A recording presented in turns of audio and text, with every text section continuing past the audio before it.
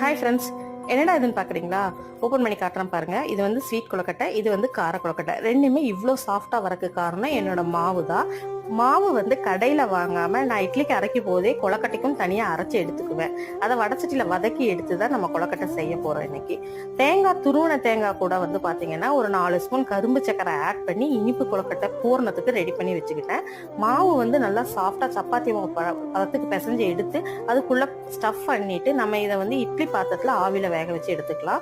Sweet கொழுக்கட்டை ready ஆகிடும். காரத்துக்கு என்ன பண்ணியிருக்கேன்னு பார்த்தீங்கன்னா வெங்காயம், மிளகா, கருவேப்பிலை, மல்லித்தலை, கடுகு, உளுந்தம்பருப்பு, கடலைப்பருப்பு தாளிச்சு எடுத்து வெங்காயம் நல்லா வதக்கி எடுத்து இது கூட நம்ம வச்சிருக்க மாவை நல்லா மிக்ஸ் பண்ணிக்கலாம்.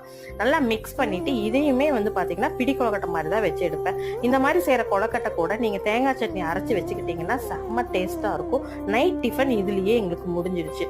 ட்ரை பண்ணி பார்த்துட்டு எப்படி இருக்குன்னு சொல்லுங்கள். மறக்காமல் சப்ஸ்கிரைப் பண்ணிடுங்க.